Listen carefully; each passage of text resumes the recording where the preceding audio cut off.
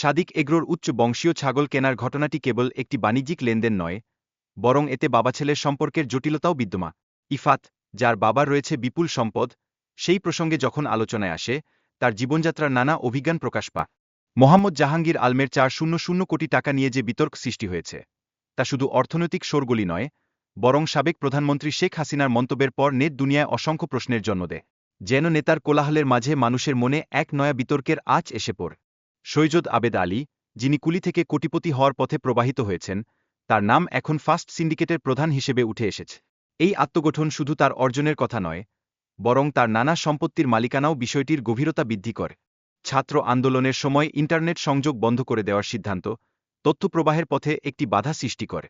এই অবস্থার ফলে দেশের বিভিন্ন স্থানে জনসাধারণের মধ্যে ক্ষোভ এবং অসন্তোষের সৃষ্টি হয়, যেন তারা তাদের মৌলিক অধিকার থেকে বঞ্চিত হয়েছে।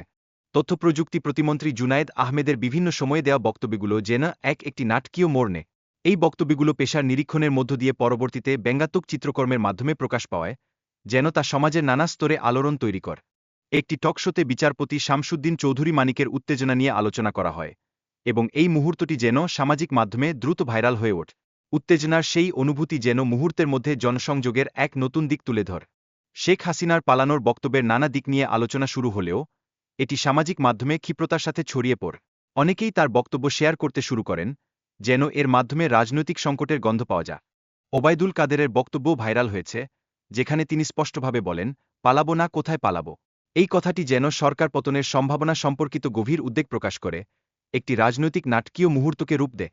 একটি অডিও রেকর্ড সামাজিক মাধ্যমে ছড়িয়ে পড়ে, যেখানে শেখ হাসিনার সঙ্গে এক প্রবাসী নেতার কথোপকথন রয়েছে। এই কথোপকথনটি দ্রুত ভাইরাল হয়ে যায়, যেন এটি রাজনৈতিক কৌশল এবং সমাজের ওপর প্রতিক্রিয়ার একটি নতুন অধ্যায় শুরু করে।